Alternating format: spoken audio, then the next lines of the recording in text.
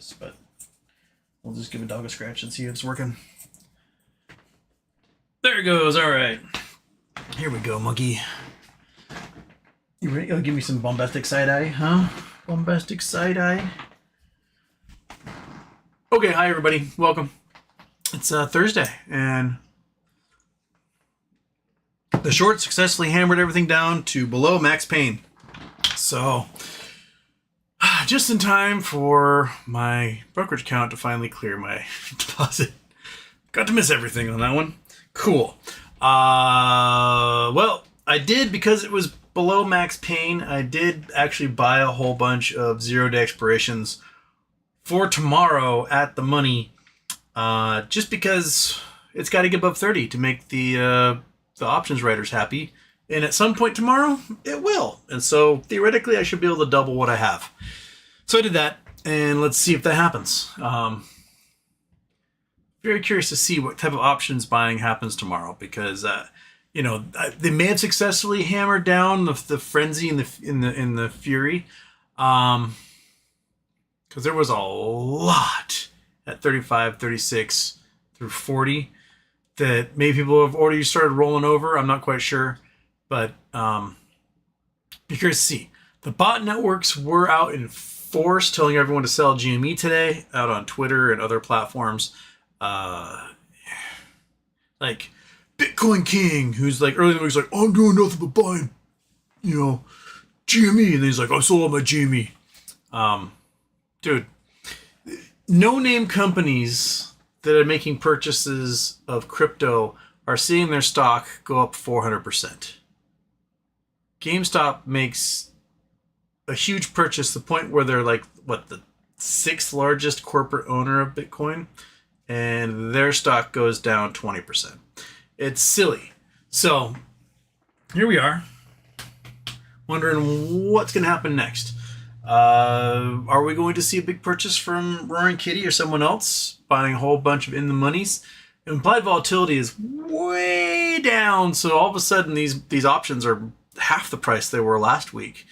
I'd be curious to see what comes of all of it. Is there going to be that frenzy going into June 20th for the leaps? Not entirely sure, but the shorts did win this week. They won. We got our asses kicked, and I don't like that. I like it when they lose, and it's much better for everyone on Earth. Other news, the tariffs were ruled last night to be unconstitutional, that Trump was just making shit up when he said that there's an emergency and it's an emergency declaration. Basically said there was no emergency. You just made an emergency, and that's dumb. The appeals court, for some reason, let the tariff stand today while they review everything, which is silly, because it's obvious the tariffs are causing damage. So wouldn't you want the thing causing damage not to stand? Whatever. They complained that it was like judicial interference or whatever, but it was 3 Republican judges appointed by Reagan, Bush II, and by Trump, who ruled against him. Also, Canada said that they will no longer purchase U.S. military equipment, that they'll be getting all their military equipment from in-country and from Europe, joining the $1.3 trillion European sort of modernization of the military. We have definitely chased Canada into the arms of Europe, and away from us. Our largest trading partner is Canada, and they are not buying American products. You can go to stores in Canada and you'll see American products turned upside down to let everyone know, hey, don't buy that.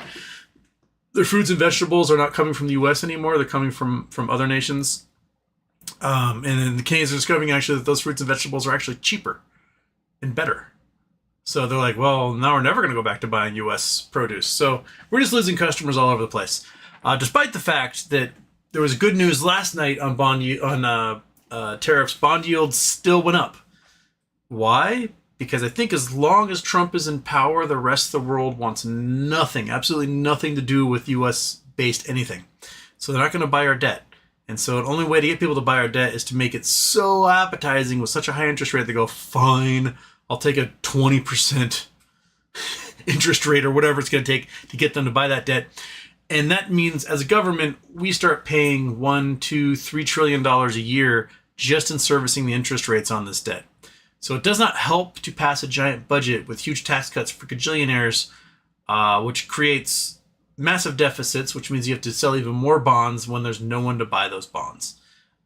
We are just destroying ourselves and destroying the U.S. dollar and destroying U.S. hegemony and destroying U.S. culture and destroying U.S. companies.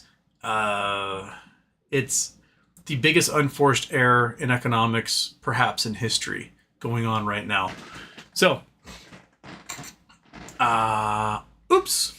Anywho, how about one of these?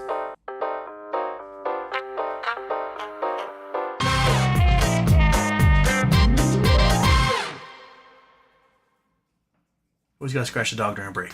That's what they deserve, right? Right, buddy? She's like, quit touching me. Okay, turn off the intro. We don't need yesterday happen all over again. To the chat. Let's see what's going on. Jay Geyser, 1. N9, 2. So we got a nub, 3. N9, not intended as FUD, but if Roaring Kitty has bailed on GME, what would your thoughts be on that be? I don't think he has, but if he had, I think it would be a sign that Ryan Cohen either didn't act fast enough or did not do enough. But I don't think he's abandoned. It's the price is still up from when he bought in, basically. So I think his average is around like $25 at this point, and it's at $29, so it's still higher than he bought in. And if he sold, I think you would see the price just, because 9 million shares is a lot to sell. I don't think he's gotten out. I think he's got some sort of plan in action, and we just don't know what it is yet. So we wait like everything else. G-Font, happy birthday, HW. Or was it last week? It was last week. Danny Motes, Houston, happy birthday. I was so ready to become a millionaire this week or next, but alas, I have to do it with Carvana puts. Yeah, Carvana's going weird again, isn't it? Have those guys at Carvana been charged with all the weird money laundering they're doing yet? CVNA? Carvana? Carvana stock price. I forget the Carvana. $319. Holy crap. Dude. So, Carvana. Oops, that's not anything, is it? Beep-bop. Doop-a-doop. There we go. Okay, so Carvana is at 300. Jeez, my knees. Carvana's gone so high. Remember like, what, 2 years ago? It was at like $25 or something. $7. Jeez, my knees. And just the entire time. We're nice to what puts there. Bam, bam, bam, bam, bam. Got down to what, $1.60? Well, if the cycle plays out like it did over here, probably looking for the downturn. So today he got puts. So you bought maybe yesterday, and it dropped down. How low did it go today? 316. So it dropped about $8 today. Not too shabby.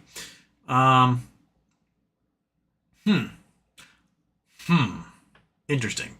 Yeah, Carvana stock seems to be definitely outpacing anything else Carvana does. So, a long ways to go down for Carvana. Let's just find out how many Cybertrucks they bought and can't sell. Oriana Mosca. Oh, and I'm confused. Are the tariffs on or off? I think they're currently on, waiting appellate court ruling. They may come off again. I don't know. They're off briefly last night. Blah, man. I think they won this round. They did exactly what we expected. The kill shot is coming. The BTC announcement was just the warm-up. Maybe they have more. Maybe I mean, if they got the cash on hand to become second behind MicroStrategy in Bitcoin holdings, so maybe they do something like that. I would rather see a merger acquisition with somebody who's got a lot of knolls, so they never have to pay taxes again for like several generations. And then we can do other plays after that. But at the moment, I don't want to wait anymore. I'm so tired. Copy paste, the shorts win every round. There will be no margin calls. They do not have the cover. Naked shorting is only a small fine. Nobody goes to prison for it. Copy and paste is definitely Debbie Downer at the moment. Adapt, react, overcome. Zooming up to a nub. If only we had a little tiny dividend to make shorts capitulate. Talking like 5 cents every quarter. Seriously.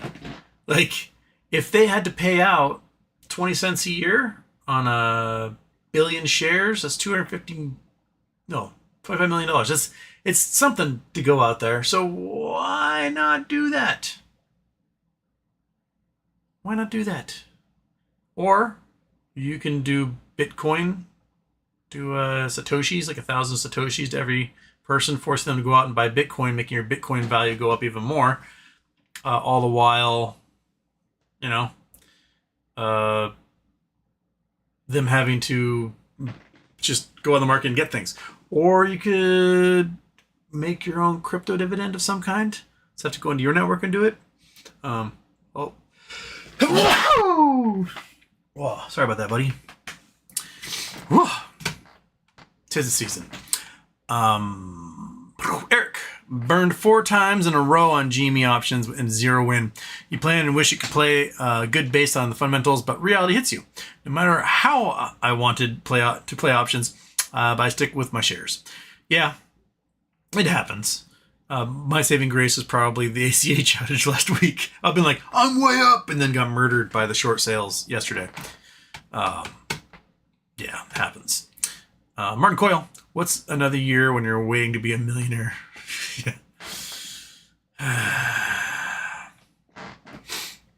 Eric, although it might sound desperate, but I'm considering to dump it already after 4+ years waiting for things to finally happen because it seems like it can't fly like it should.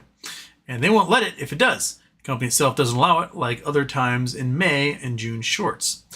Yeah, I mean, I'm still at the point, not at the point of dumping, but I'm a little sick of the riddles and the numerology and the cutesy little clues and that shit. Just do something. Do something big. Make us all go, wow. But telling everyone, hey, we're going to buy Bitcoin, and then giving shorts 2 months to stack up borrowed shares so they can short the shit out of your stock when you finally do say, hey, we bought the Bitcoin. How about instead just go out and buy Bitcoin and not tell anyone you're going to do it? Like, he talks a lot about, like, I don't want to telegraph plays. I want to keep things close to the chest, whatever. But then he just literally telegraphed their play. So if they'd just gone out and just bought $500 million in Bitcoin and then announced it after they bought it all without saying, hey, we're going to at some point buy some Bitcoin, I think the stock wouldn't have been hammered the way it was because the shorts wouldn't have prepared for it. But the shorts were like, oh, it looks like these dudes are going to buy Bitcoin. How about we just keep borrowing and borrowing and borrowing and borrowing and borrowing and borrowing and borrowing and borrowing for 2 months. And then finally, when they make the official announcement that they have it in their control, then we short them, right? That's basically what they did. So if you're going to preach stealth, behave in stealth.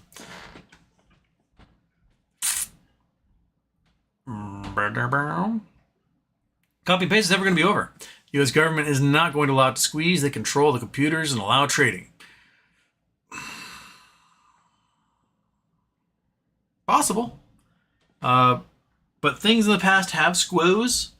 And usually it happens when everyone loses control of everything because the money all starts to evaporate. And once the money starts evaporating, the controls start to leave the hands of those in control. You can use money to manipulate. If you don't have the money, you can't manipulate. So I guess we got to wait for things to go blinky blink. We can keep hoping there's going to be some sort of catalyst. But I'm afraid the catalyst is actually going to be the full-scale collapse of the market. And we're in recession at the moment. We are heading towards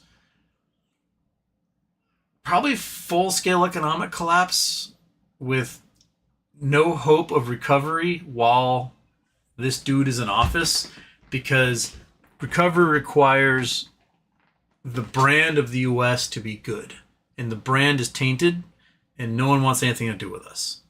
So, they'll begrudgingly do business when they have to do business, but if they don't have to, they're not going to do it. They're going to find alternative sources for services, entertainment, networking, like anything they can get from someone else, they're going to look that way for it.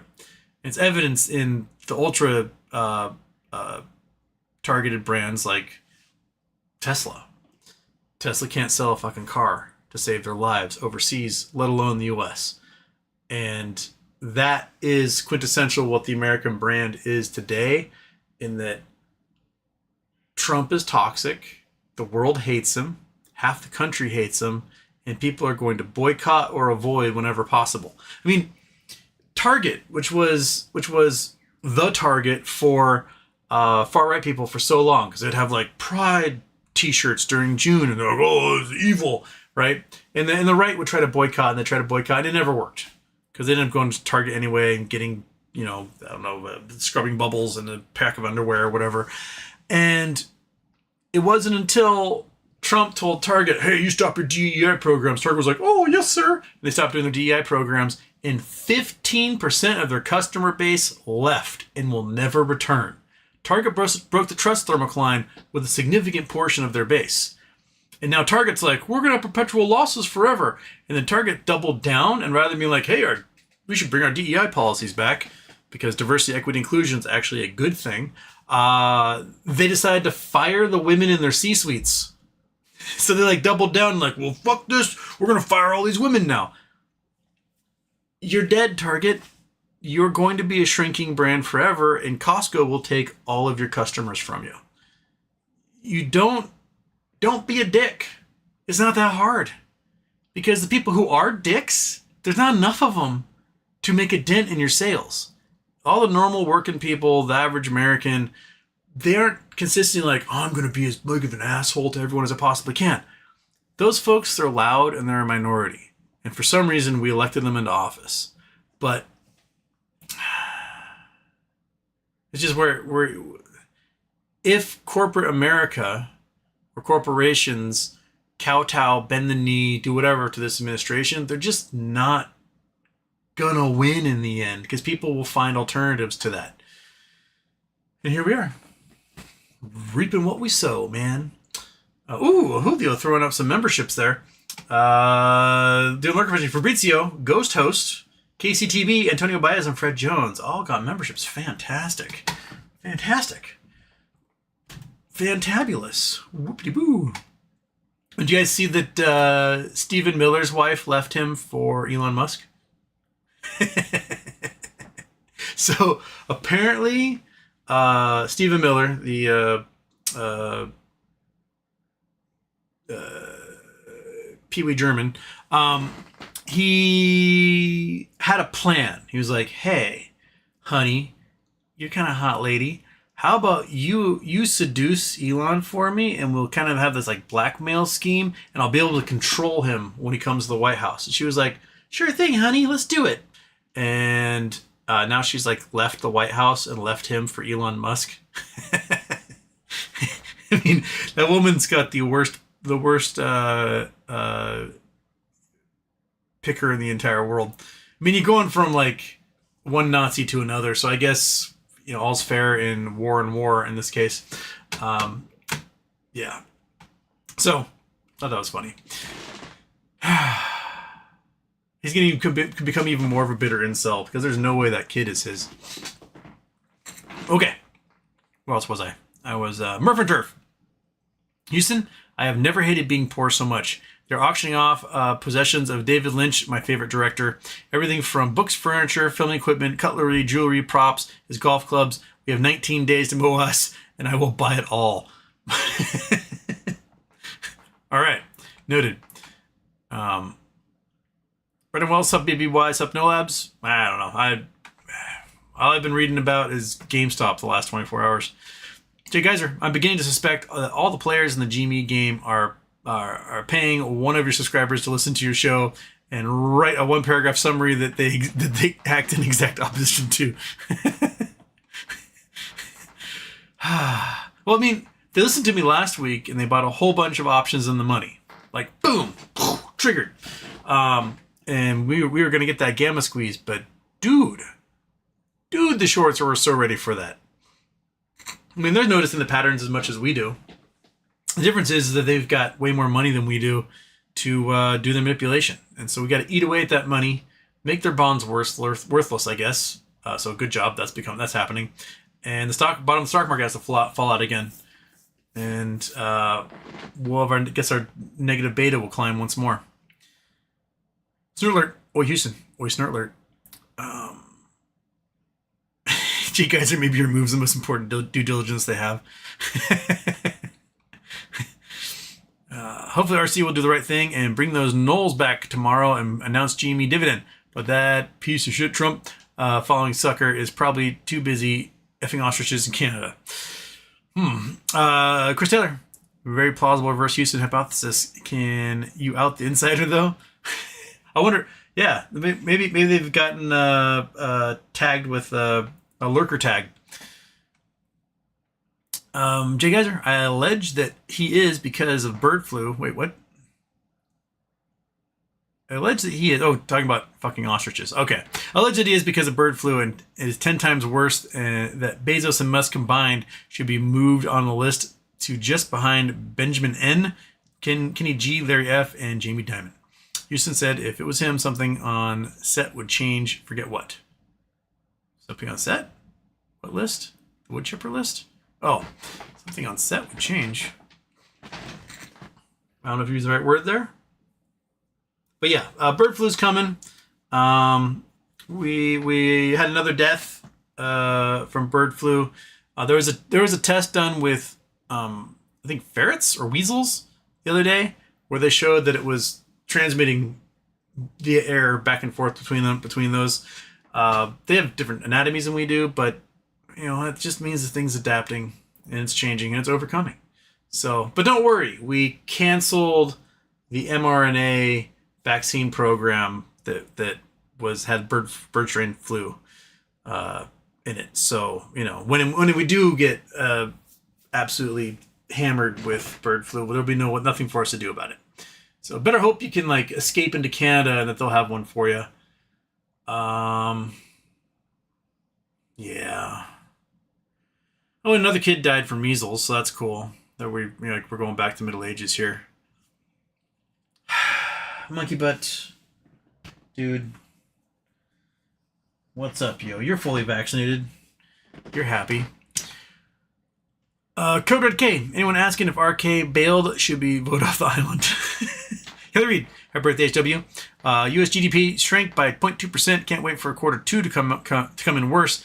Thanks, President Taco. Yeah, Trump was called, or I don't think it was necessarily called President Taco by a reporter today, but the reporter asked him what he thinks about being called Taco, which means Trump always chickens out, which is true. He sets these really high barriers. He's like, oh, I'm going to stand first. I'm a tough, strong man. Yeah. And then he eventually caves. He caves every single time. How dare you, China? We're going to have 145% interest and our tariffs, and you're going to die. And then China's like, I don't care. He's like, well, please come talk to me. Can you please come? Can you please come talk to me? And they're like, we'll only talk to you if you eliminate the tariffs. She's like, done. Huh, yeah. So basically, Trump gets nothing in return whenever he negotiates. He's a shit negotiator. He's absolutely garbage. And then if you need to be tough on anybody, they either stand up to him and he caves, or they suck him off and bribe him, and he's like, see, I got something out of that.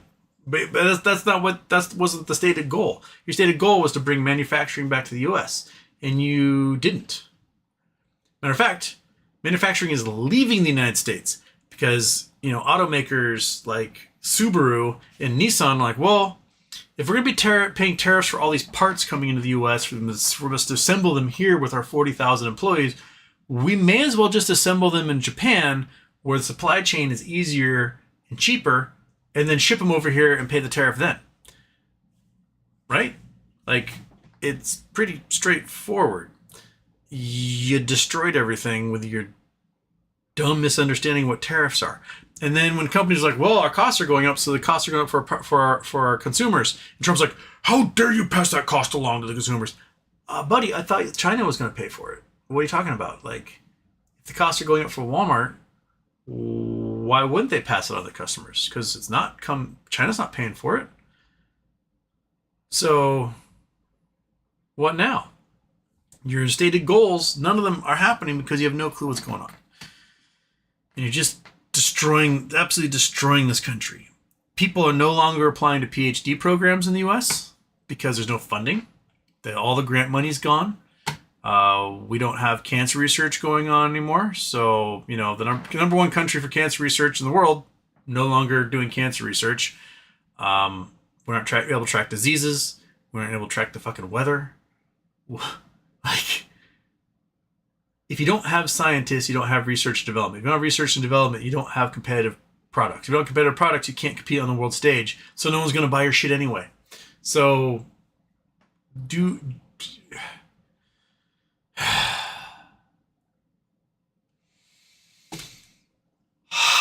just because your kid was too stupid to get into Harvard doesn't mean you should destroy the entire American education system. Right? Maybe make a smarter kid. I mean, your other kids didn't get into Harvard. They turned out, alive. Didn't want to say all right because they're kind of clowns, but yeah, I'm tough titty, man. Oh well, you didn't get into Harvard. Boo-hoo. Right? Why don't you send him to Penn? That's an Ivy League school. Your alma mater. He couldn't get in on legacy at Penn. I mean, everyone gets in at Penn. That's why Penn exists. It's like the gutter ball of the Ivies. So, whatever.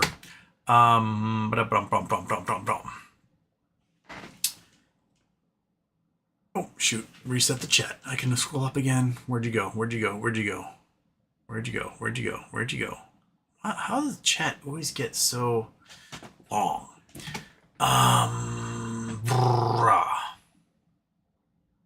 There it is. Okay. Dustin Knight, I'm here. I can't watch live, but I'll drop in after. Have a great show. Calls on Double Intro after one of our stocks pays out. When will you come to Wyoming and mine some of your opals? I need to come back to Wyoming. It's been a while since I've been there to dig up some opals, and I've been paying for the claim and not doing anything with it. Monkey, you want to take a trip to Wyoming? We gotta finish a war rig first before we do anything. And I keep taking war rig money and buying GameStop with it, and then not buying a war rig. So I need to get my priorities straight and just buy a war rig already.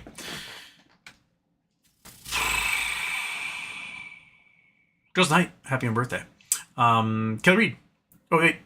Oh, there. Yeah. Kelly Reed, happy. Yeah. I can read. I swear. Hope MOAS happens this year with all the bad news and bonds crashing. Would be nice to have generational wealth. It would. Rather than everyone being like, hey, let's better society, we're at the point where like, well, society's not going to get better, so we need to desperately find something to at least make me and mine better. I saw a great quote today that was like, American politicians complain about the advancements that China is making in their society, and then rather than advancing our own society, we just buy more weapons. And that's basically true. Like, oh man, China's got these super trains and these mega cities, and investing in all this infrastructure, and then we don't do it. We will patch some potholes next year, and that's about the extent of our investment in infrastructure. We're not building the trains. We're not modernizing our cities. The New York subway was super modern for 1896. And that's basically where it has plateaued since then. Did I show you guys the subways my dad designed in Taiwan?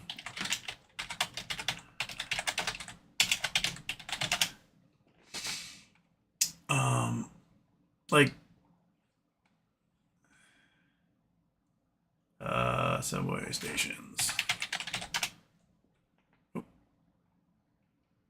All right. So, like, subway stations in Taipei look like this, right? Like, these things are clean and gorgeous and modern, and they've got, like, attention to detail. They have beautiful high ceilings. They're clean. They don't have rats and water everywhere. And U.S. subway systems are not like this at all, because we built them once in 1896, and then from that point forward, we're like, oh, we'll just put a Band-Aid on everything. These are things my dad worked on in 89, 90 in Taiwan. And, you know, they're beautiful. They're large, they're open, they're spacious. They're not cramped little neighborhoods where, you know, everything could be dangerous. And why can't we have nice things? Why is it that we make everything so prohibitively expensive to accomplish when other nations, using the same number of people, paying them fairly similar wages, somehow can't? I don't get it. I don't understand. I don't understand how Norway, here we go. We'll go to Oslo here real quick. Google Earth, boink. Okay. So in Oslo,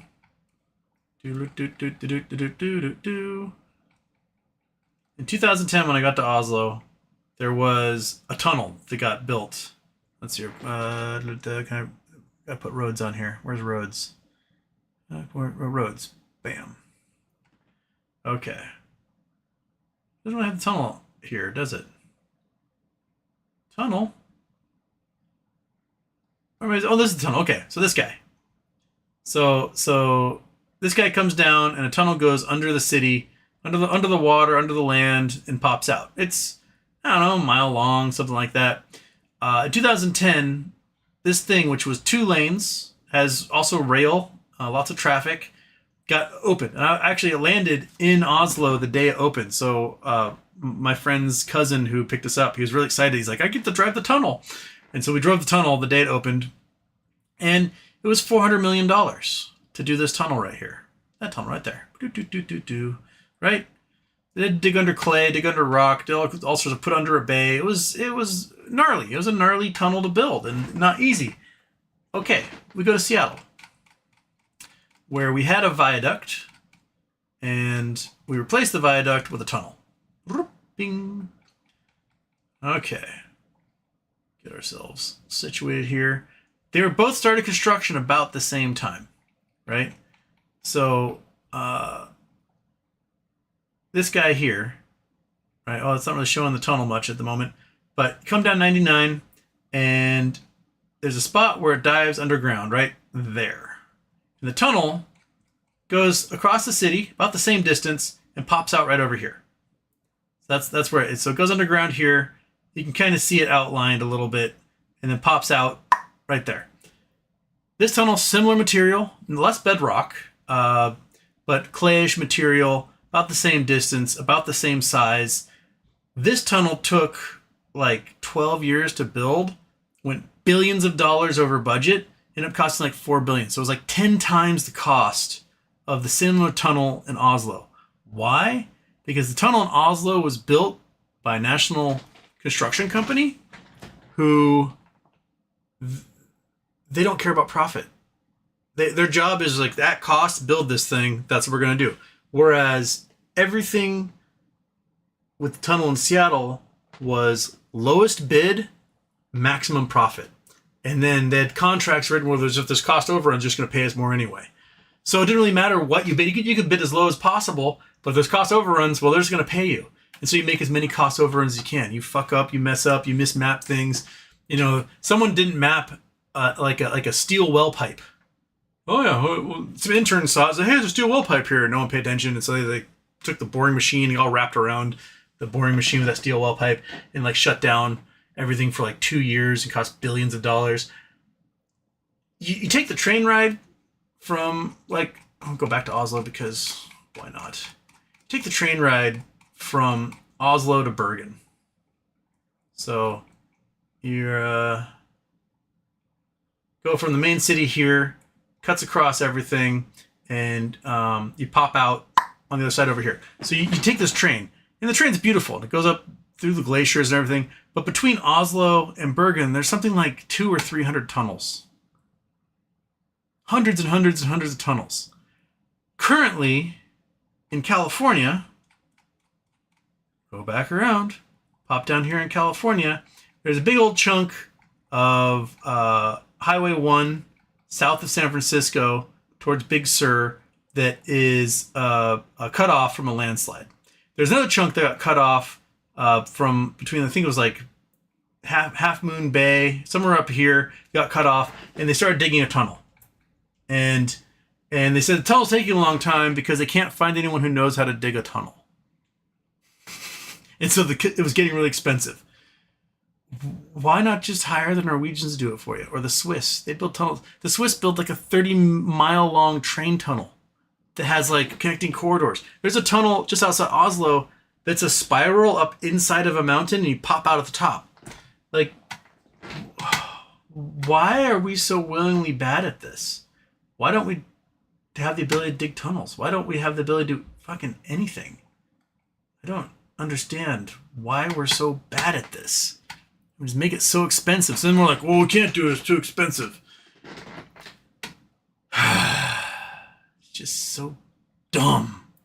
We are a dumb people.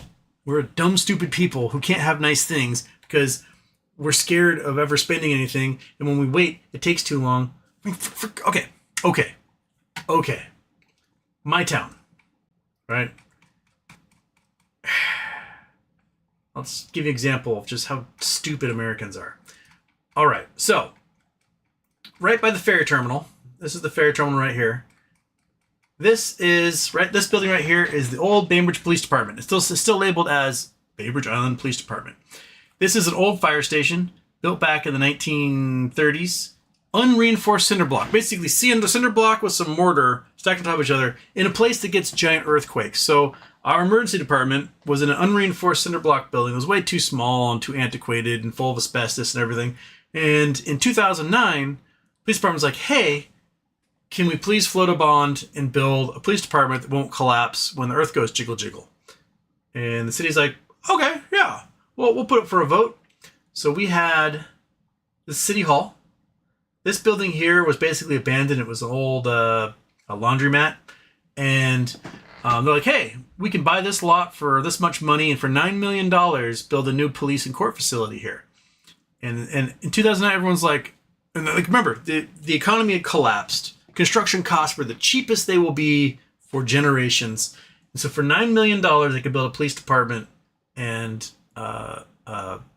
court. And my neighbors were like, no, not going to pay for that. And the city's like, well, we have to have a new police department because this one's going to collapse in an earthquake and we need emergency services. So we literally by law have to build a new one. So if we can't build it there, we'll have to find another one. And I wrote a letter to the editor and talked to my neighbors like, look, dudes, this is as cheap as it's going to get. You're never going to find a cheaper facility ever because the construction costs are going to go up as the economy improves and it's just going to be terrible. So the construction started on something else. This out here, they built like a Walgreens and there's in here is like a little urgent care got built here and a couple other little strip mall-y things. So the city asked the strip mall people, hey, could you put a police department in there? It's like, sure. $30 million construction cost and a $2 million a year lease. And the city's like, oh, maybe we won't do that. And so we waited and waited and waited and waited and waited and waited. And finally, 14 years later, they took this. That is it was a Franciscan Healthcare built a little urgent care here. And it was lovely. But the problem was that Franciscan urgent care kept billing everyone emergency care prices. So everyone stopped going. And then they complained that no one was going to use it anymore. And so they sold it. And so the city bought it and for $40 million, renovated it and turned it into a police station and court facility.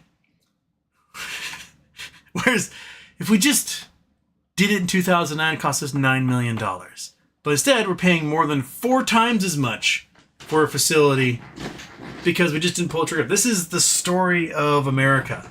We do this crap all the time. The city of Seattle did it in 1969. They could have built 40 miles of subway systems for like $700 million. And the voters were like, $700 million, no. And now we're building a subway system that is a fraction of that size, like 10 miles, and it's costing us like 20 billion.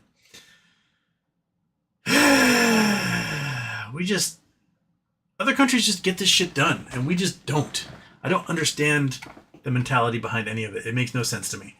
It's just silly. Like, just do it. Just do it and do it right. And, I talked to a city council member about, stop putting out contracts to pave roads and just hire 10 people on salary and go buy an asphalt machine and just pay them salary year round to just pave everything, make sidewalks, pave roads, and they're like, well, why would we do that? Because it'll cost you $1 million a year and you can pave as much as you want. You're just buying tar at that point and you can repave everything. And the city council member's like, but like, isn't it like, we have to put out bids? I'm like, not if you have your own company that does it. You don't have to put out bids at all. You just have your own maintenance department do it. And it saves you money and it builds you the infrastructure you need. And that way you don't go through this bid process where, for fuck's sake, this road right here, Madison Avenue. It's it's kind of one of the main drags. Last year they had to put water lines in from here all the way up to here, by where the police station is. They had to put new water lines instead of tear up the road. So they put in a contract. Company said, okay, yeah, we can put the water lines in, but you're going to find a second company to pave the road and everything. So I'd pay a second company to do it. They started sometime winter of last year, and they finished with the water lines in like July. The road company came in, tore up, regrade everything into dirt. So it was dirt for, a mile and a half or something like that. Dirt, and then went home for 11 months. 11 months. 11 months they went home, and it was fucking bumpy gravel getting torn up into potholes and wrecking everyone's cars because the private company was like, we don't feel like paving today. And they finally, last month, they paved it. Finally. Like, they finally like, all right, well, fine, we'll pave it. After just, like, destroying cars and just... I don't get it. I don't get it, man. It's just... Monkey, as Americans, we're just so stupid. We're so lucky for the fact that they built so much infrastructure in the 1930s to the 1950s, and we've just been like coasting on it ever since. There's something like 300 water mains a day break across the United States, and a lot of those water mains are coopered wood water mains. We're talking like pipes made by planed wood that have been coopered together and held with bands, and they're just breaking because they're 130 years old. We aren't upgrading shit. We basically just wait for like a catastrophic disaster to happen and go, oh man, I guess we're going to have to pay a premium to fix that, after water main breaks and sends 3 houses down to a sinkhole. And just, can we just have nice things, man? Can we just make sure we just do it right? I don't get it. Anyway, I'm getting off track here. All right. RR24. It seems like the hedge funds have unlimited liquidity to short GME and didn't have to purchase any shares at all with the calls on the money. How they bring the price down from $37 to $29 in 2 days? Crime is real. 100%. 100%. Mark Kilpatrick, if Trump's tariff plans have been thrown out in court, how come the stock market is not shooting up on its own? Because the appellate court then put them back on. Stock market rocketed last night in the news, and then the appellate court really put a stop to it and right back down again. D33 Rock, GME, make it make sense. I have a crackpot theory I've been thinking about with BTC announcement. Buy and sell has been decoupled from the true price. I think RC knows this as a systemic risk. I'm making RC sapping all the liquidity out of the stock over time via market maker account for BTC and exiting the exchange or buying the float and give us an exit from the corruption. It's possible. I mean, they could say, hey, we're going to go private at so many dollars a share and then give people the chance to go private with them or take the payout. Right? Oh, do you want a blanket? Is that look at my dog wants a blanket? I can blanket you right now. Watch this. Doink.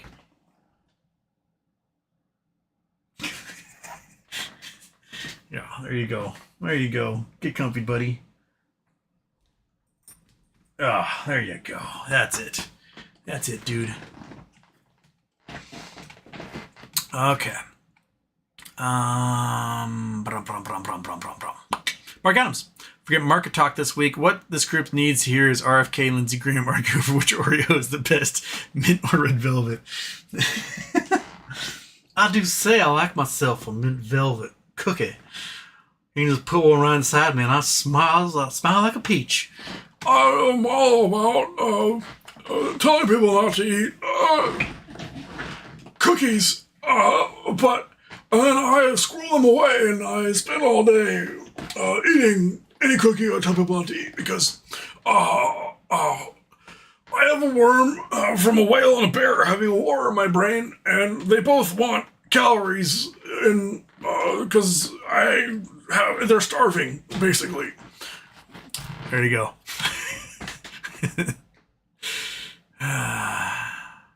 Asteroid 33 Polyhymnia? Is that the one that's supposed to pass between us and Earth? Us and the moon?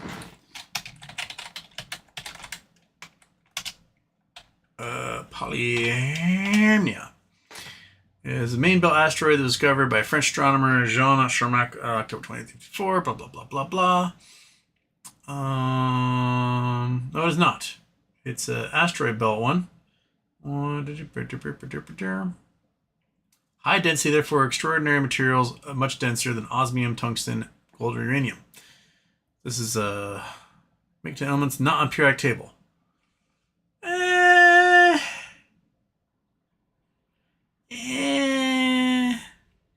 Oh, that's still complaining about my hometown. Millions of asteroids are floating in space in the massive expanse between Mars and Jupiter, thousands of which are close enough to our planet to be deemed near-Earth asteroids. While the majority of these orbiting rocks don't attract any interest, some asteroids and their mysterious compositions have recently captivated astrophysicists. This includes scientists in NASA who have lately been rushing to obtain asteroid samples from throughout the solar system. Now a team at the University of Arizona in Tucson has made a mystifying and exciting discovery while analyzing the incredibly dense asteroid named 33 Polyhymnia. The asteroid, named after the Greek muse of sacred hymns, is so dense that researchers theorize it may be made up of elements not contained in the periodic table. The idea that some asteroids may be composed of materials unknown on Earth may be of interest to companies with plans for space mining on asteroids with precious metals such as gold. Researchers said in news released last week, the idea that some of these might be stable enough to be obtained from within our solar system is an exciting one. The University of Arizona's physics professor and co-author of a new Polyhymnia study said in a statement, tell me how dense it is. These elements would be stable around atomic number 64, which is far denser than osmium. The densest known naturally occurring stable element with 76 protons. Okay, tell me how dense the stupid thing is. Don't just say it's super dense and may have these things. I want to know how dense it is, because if a lot of the asteroids in the asteroid belt are iron nickel asteroids. These are the former consolidated cores of a protoplanet. So when a planet starts forming and lots of things are hitting it, comets and asteroids and all that stuff, it becomes this molten goo ball. And as it's liquid, all the heavy stuff starts to sink to the center and all the light stuff starts to float to the outside. And something really big came along and went blammo right through it and knocked this core out into space where it froze and made these iron nickel asteroids. And so they got an illustration of Psyche 16 here, which has quadrillions of dollars in precious metals in it. That being said, how dense is it? Because our own core, which would presumably have these same metals in it, is 15 grams per cubic centimeter, which is pretty darn dense. You would notice that if you had to pick something up like that. That's because a lot of the metals are compressed under the gravitational pressure of the Earth, and also because that's where all the heavy stuff is. Now, could it have things that are 164 and higher on the periodic table? I don't know. Or it could just be the frozen remnants of stuff that's already fairly dense, and we're just speculating at that point. Yeah. The Space Agency and the University of Arizona, with the help of Queen guitarist Brian May, who's also has a PhD in radio astronomy, recently recovered its first ever asteroid sample delivered successfully last month to Earth. Okay, blah blah blah. You're still not telling me how dense that thing is. Just tell me how dense it is. That's what I want to know. Anyway, go drill a hole. That's always fun stuff to do. So drill a hole, and we'll be excited. Then need to call me a moron or whatever. Is it factory? Looks like I'm poor for another week. Yeah, join the club. But maybe I'll double my money tomorrow. All I have to do is punch this thing over $30 and double my money. Nathan Scott, hey, you mentioned a few good places for me to look for fossils near Vail, Colorado when I moved recently, and I found some. Any idea where I can find some cool rocks? I want opals or geodes. Well, I mean, opals, you're going to want to go north. You're going to want to get sort of northeastern part of the state for opals. There was a road cut in Colorado that I passed. This was like 2011. Google Earth, we're bringing you back. Boom. Google Earth. Boink. Come on. Google Earth. Come on. You can do it. Boink. There we go. There was a road cut that I passed. And I wanted to stop, but it was under construction, and we had like you know,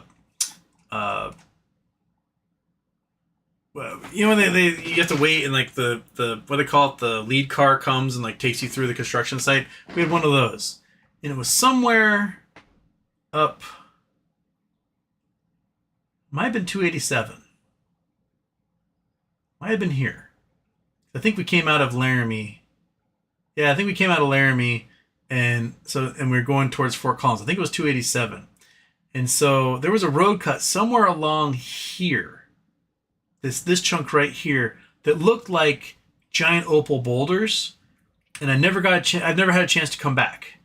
So somewhere along this road here, there was a road cut, and it was on the west side, somewhere over Nyaw, and it looked like fresh giant white opals, just like I have on my claim in central Wyoming.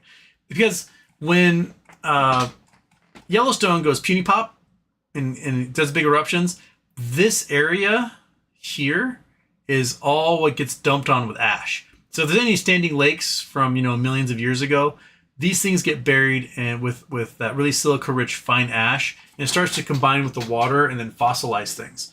So I would venture a guess, if you're gonna look for opals in Colorado, go along 287, this highway right here, and look for the road cuts and for any boulders on the side of the road. I mean, it's been over 10 years. Some of those boulders might have like moss and lichens and stuff on them now, so it might be not quite as easy to look at.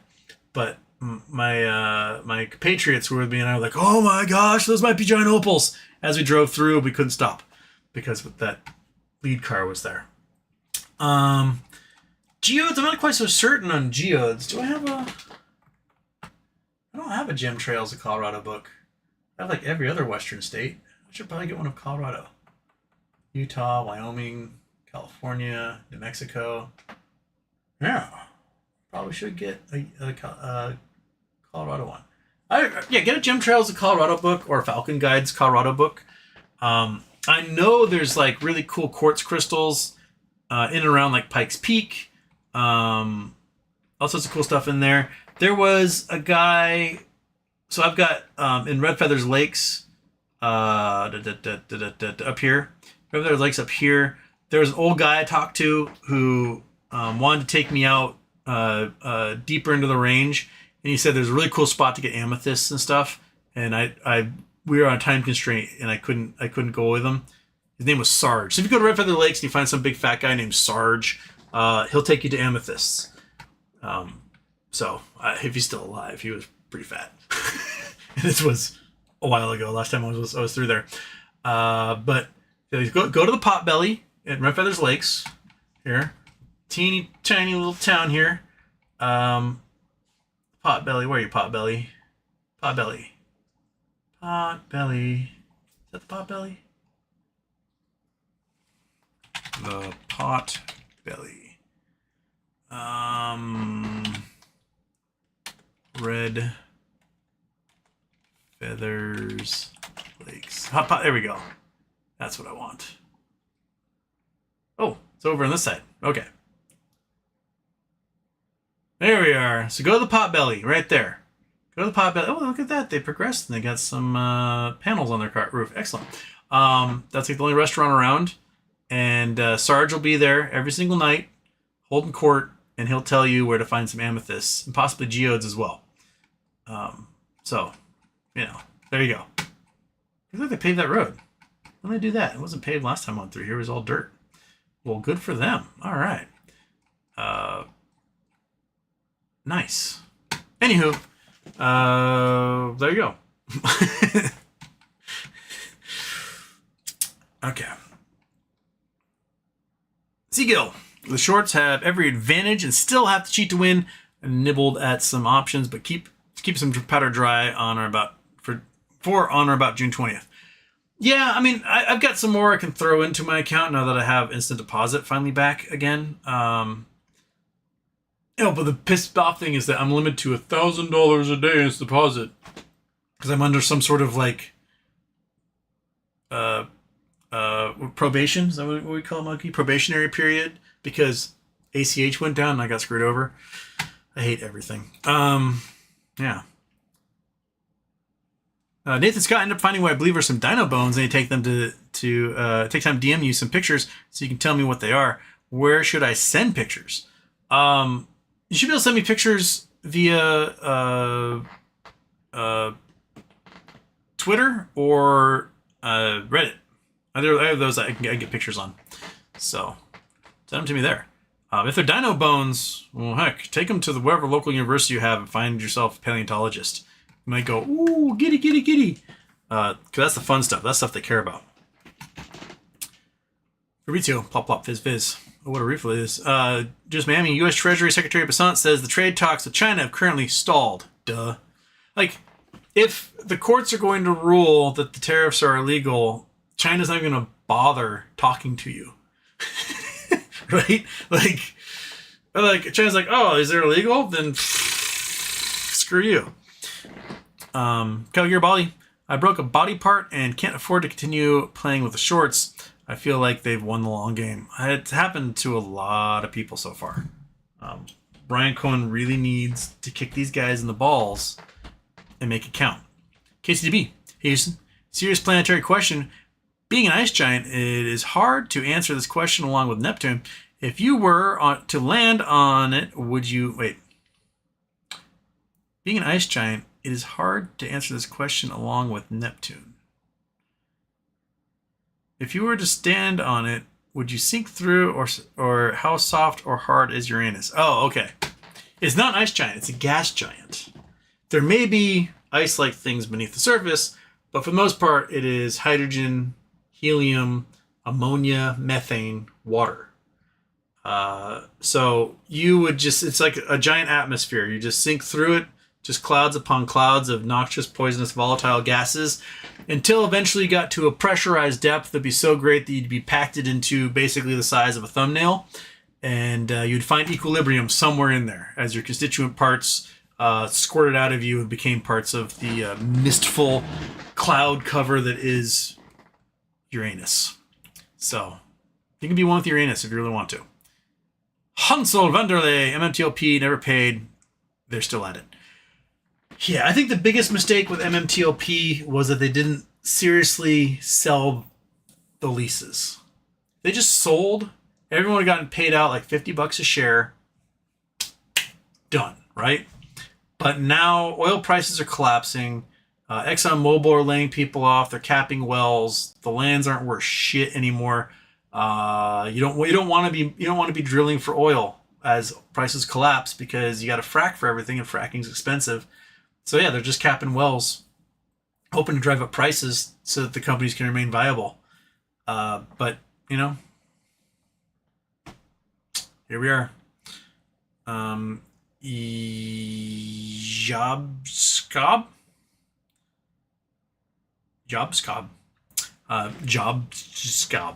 RK unfollowed Ryan Cohen. Interesting. Yeah, I did that last week on my birthday. Yeah. Super Trooper. Houston. Seems like GME calls are going back to low IV. June $20, $30 calls. What you doing? I bought some 0 days for tomorrow because I think it will pop above $30 at some point. That should double my money, and then I will probably take that and invest in something a week or two out near the money, just to see what happens. There's that off chance hope that Roaring Kitty is like YOLO and post something, and then that makes the algorithm go absolutely nuts, and I can make a good chunk of change off of that. Until then, just gotta wait for the catalyst to happen again, and just wait some more. Scott Paul on GameStop looking pretty sexy at these prices. Wild to see the huge ladder attack yesterday. Oh, and it continued into today. They just pushed it down, down, down, down with just set sales every 5 minutes of the same amounts. 64 GME options plays are so unpredictable and irrational. Best to bot trades or not at all. In the time I wrote this, tariffs were on, off, increase, decrease, off, and on, off again. Art of the squeal. And Rupert, I think the idea that they are not announcing how much they paid for the BTCs because during earnings they can claim the gains if they bought at 80,000 rocket ship. Yeah, I mean, earnings were the 10th. The 10th is 2 weeks away ish. The 10th is June, Tuesday the 10th. So yeah, we got 2 trading weeks, or 1 full week next week and a couple of days. So yeah, if anything, can buy into the rising implied volatility that will happen next Friday. Anticipating earnings. If just like the annual report from back in March, if the implied volatility doesn't go up, that probably means that they're like don't want to draw attention to it. Because the price flew from $23 to $29, right? And then Ryan Cohen announced the bond and then collapsed. So yeah, get your win while you can and see what happens leading up to the 20th, I guess. Anyway, I gotta get going. I'll see you guys tomorrow for a show. I'm not sure exactly what time. I have the day free tomorrow. It'll be at some point. I'll see you guys for that, right? Monkey Butt, anything to add other than being on a blanket? Huh? Nope, just a bump on a log. Okay, everybody, I will catch you tomorrow. Have yourselves a great day, and I don't know, high five some kids or something. All right, later. Bing.